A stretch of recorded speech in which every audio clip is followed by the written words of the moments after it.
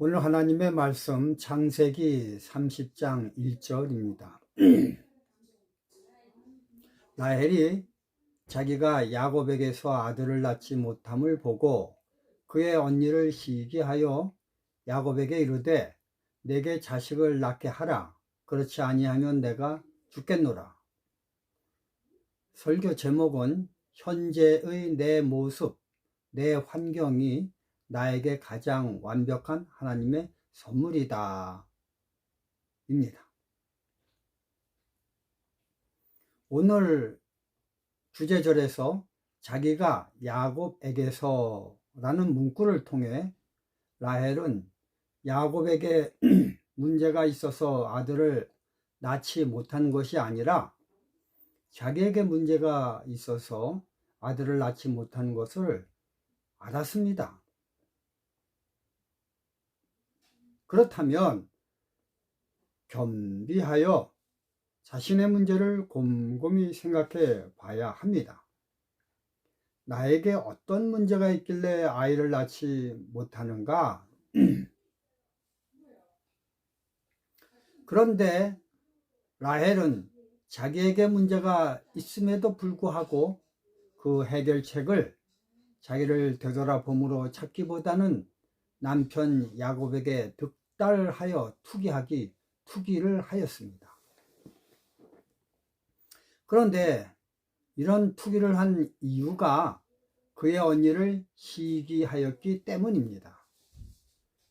비교 우위에 있어서 남보다 낮은 위치에 있음을 인정하고 그렇게 된 자기 위치를 감사하는 마음을 가져야 되는데 라헬은 그렇지 않고 어떻게 하든지 낮은 자가 위치를 레아의 위치와 동등하게 하기 위해 억지로 인간적 애씀을 발휘하는 것입니다.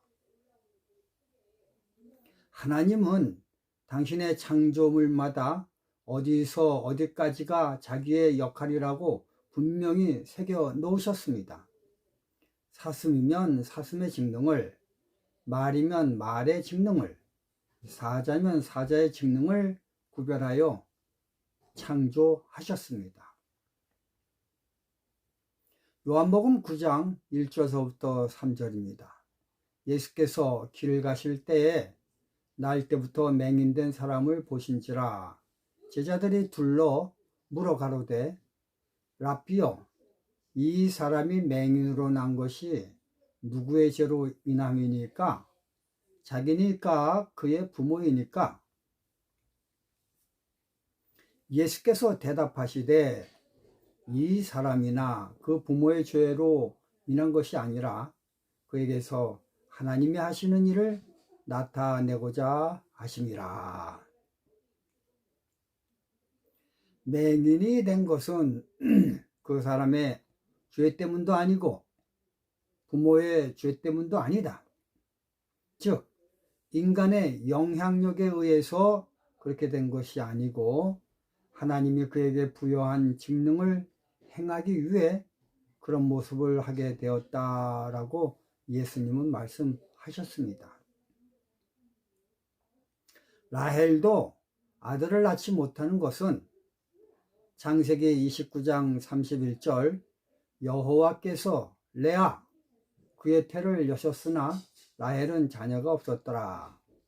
여기서 보면 레아가 아들을 낳은 것은 또 라헬이 아들을 낳지 못한 것은 레아의 개인적 능력 여하에 따라 아들을 낳은 것이 아니고 라헬이 능력이 모자라 아들을 못 낳은 것이 아니라 하나님이 그렇게 그림을 그리셨기 때문에 그렇게 된 것입니다.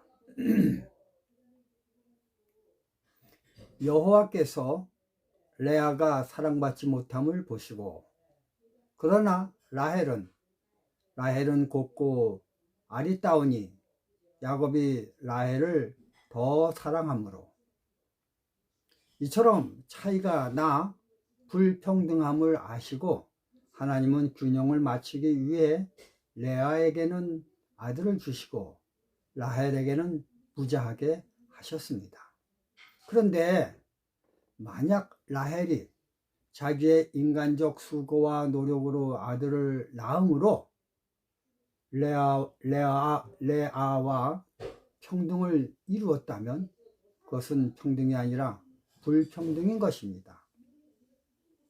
인간 역사는 이처럼 하나님의 자기에게 부여한 한계를 충분히 알고 그 영역 안에서 감사하며 사는 것이 행복입니다. 이 한계를 벗어나 자기가 높아지려 하면 그런 행동을 하는 즉시 균형이 깨지며 불행이 시작이 됩니다. 창세기 30장 3절 4절 라헬이 이르되 내 여종 빌하에게로 돌아가라. 그가 아들을 낳아 내 무릎에 두리니 그러면 나도 그로 말미암아 자식을 얻겠노라 하고 그의 시녀 빌하를 남편에게 주매 남편에게 아내로 주매. 이러한 방법은 기본적 성경 결혼 원칙을 의도적으로 배격하는 일이므로 이 일로 죄가 들어오게 됩니다. 나중에 여종 빌하와 아들뻘인 루벤이 눈이 맞아 관계를 맺음으로 그 집안에 수치와 우울함이 들어오게 되었습니다. 잠언서 8장 29절 바다의 한계를 정하여 물이 명령을 거스르지 못하게 하시며 욥기서 9장 7절에서 10절 그가 해를 명령하여 뜨지 못하게 하시며 별들을 가두시도다. 그가 홀로 하늘을 펴시며 바다 물결을 밟으시며 북두성과 삼성과 묘성과 남방의 밀실을 만드셨으며 측량할 수 없는 큰 일을 셀 수 없는 기이한 일을 행하셨느니라. 이처럼 하나님이 창조하신 모든 것에는 그것의 한계가 정확한 규칙과 법칙이 있습니다. 현대는 인간의 욕심으로 하나님이 정해놓으신 한계를 과학이라는 미명하에 무너뜨리는 일을 하고 있습니다. 그래서 바다가 쓰나미를 일으키거나 또는 태풍 그리고 바다의 온도 상승으로 인한 남극과 북극의 빙하가 녹음으로 태평양의 섬들이 물에 잠기는 현상이 일어납니다. 도무지 인간들의 힘으로 제어가 불가능한 엄청난 재앙들이 지금 일어나고 있습니다. 아이작 뉴턴 경이 만유인력 법칙을 발견하였습니다. 이 중력의 법칙에 의해 태양과 지구가 균일한 공간을 공존하며 우주에 떠 있고 또 모든 별들이 공중에 매달려 있게 됩니다. 그런데 만약 각자의 별들이 중력의 법칙을 어기고 나름대로 끌어당긴다면 이 우주가 존재할 수 있겠습니까? 라헬은 라헬에 해당되는 영역이 있습니다. 애를 못 낳는 것도 또 나중에 요셉을 낳는 것도 모두 다 하나님의 영역에 속한 일입니다. 인간들이 하나님의 영역에 속한 일들을 침범하게 되면 그 즉시 거대한 불행의 쓰나미가 일어나게 됩니다.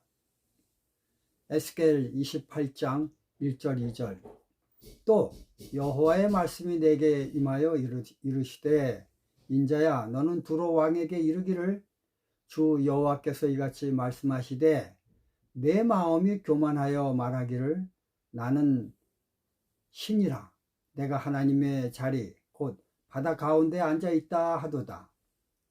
내 마음이 하나님의 마음 같은 체할지라도 너는 사람이요 신이 아니거늘.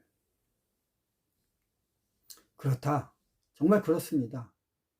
아무리 위대한 두로 왕일지라도 그는 인간이지 신이 아닙니다. 그런데 인간은 황제가 되면 자칭 신인 양 행세를 합니다. 로마 황제 네로는 로마시를 불태우며 시를 짓는 행태를 합니다. 그리고는 그 모든 죄를 기독교인들에게 뒤집어 씌웁니다. 그렇게 신의 행세를 하다 결국 암살당해 죽고 맙니다. 에스겔 28장 12절 15절 주 여호와의 말씀에 너는 완전한 도장이었고 지혜가 충족하며 온전히 아름다웠도다. 내가 옛적에 하나님의 동산 에덴에 있어서 각종 보석, 곧 홍보석과 황보석과 금강석과 황옥과 홍만호와 창옥과 청보석과 남보석과 홍옥과 황금으로 단장하였으며 내가 지음을 받던 날에 너를 위하여 소고와 비파가 준비되었도다. 너는 기름 부음을 받고 지키는 그룹이며 내가 너를 세우매 내가 하나님의 성산에 있어서 불타는 돌들 사이에 왕래하였도다. 내가 지음을 받던 날로부터 내 모든 길에 완전하더니 마침내 내게서 불의가 드러났도다. 하나님은 사탄을 하늘 찬양대의 지휘자 역할을 하도록 만드셨습니다. 그 일을 하기 위해 하나님은 사단을 너는 완전한 도장이었고 지혜가 충족하며 온전히 아름답게 창조하셨습니다. 이처럼 완벽하게 사단을 창조하자 내 모든 길에 완전하더니 마침내 내게서 불의가 드러났도다. 여러분, 피조물들은 뭔가 부족하게 태어나야 됩니다. 만약 완벽하게 태어난다면 그 즉시 교만하여 하나님을 대항하며 사단이 되어버리고 맙니다. 라헬은 잠시 아들을 낳지 못하게 하나님이 그녀의 태를 닫으셨습니다. 왜냐하면 라헬의 아름다운 것에 아들까지 나오면 그 교만이 하늘까지 치솟을 것임을 하나님은 아셨기 때문입니다. 그러다가 아들 요셉을 낳았고 단명하여 베들레헴에서 죽습니다. 만약 라헬이 계속 살았다면 그 강력한 권세의 다른 아들들이 감히 요셉을 팔지 못했을 것이고 그랬다면 애굽에서 고생함으로 변화된 애굽 총리 요셉이 될 수 없었을 것이고 이스라엘 나라가 만들어지지 못했을 것입니다. 며칠 전 교회 안에서 맺어진 한 동생을 만났습니다. 그를 보니 모든 면에서 하나님의 한없는 축복을 받아 매우 행복하게 사는 것 같았습니다. 겉으로 보기에 너무나 완벽해 보였습니다. 그러나 그와 함께 이야기하는 가운데 그에게는 너무나 무거운 영적 짐이 있는 것을 발견하였습니다. 그것은 그의 아내가 교회를 등한히 한다는 것입니다. 그래서 난 그에게 이렇게 말을 하였습니다. 그것조차도 내가 교만하지 않도록 하나님이 너에게 주신 축복의 수갑이다. 그것 때문에 새벽마다 간절히 무릎 꿇고 기도하게 되지 않겠니? 그렇지 않겠습니까, 여러분? 빌립보 1장 12절 18절입니다. 형제들아, 내가 당한 일이 도리어 복음 전파에 진전이 된 줄을 너희가 알기를 원하노라. 이러므로 나의 매임이 그리스도 안에서 모든 시위대항과 그 밖의 모든 사람에게 나타났으니 형제 중 다수가 나의 매임으로 말미암아 주 안에서 신뢰함으로 겁 없이 하나님의 말씀을 더욱 담대히 전하게 되었느니라. 어떤 이들은 투기와 분쟁으로 어떤 이들은 착한 뜻으로 그리스도를 전파하나니 이들은 내가 복음을 변명하기 위하여 세우심을 받은 줄 알고 사랑으로 하나 그들은 나의 매임에 괴로움을 더하게 할 줄로 생각하여 순수하지 못하게 다툼으로 그리스도를 전파하느니라. 그러면 무엇이냐? 거칠애로 하나 참으로 하나 무슨 방도로 하든지 전파되는 것은 그리스도니 이로써 나는 기뻐하고 또한 기뻐하리라. 사도 바울의 소망은 그리 많지 않습니다. 그러나 한 가지는 있습니다. 그것은요, 처음에 로마 제국의 수도 로마에 위풍당당하게 입성하여 복음을 전하기를 원했던 것입니다. 그러나 하나님의 뜻은 그와 반대로 수갑을 찬 죄수의 모양으로 로마에 들어가게 만드셨습니다. 그런 자기의 모습에 처음엔 실망하였으나 하나님의 계획을 나중에 알곤 사도 바울은 죄수의 몸으로 로마시에 들어온 것에 대해 기뻐하고 또한 기뻐한다고 고백을 합니다. 그렇습니다.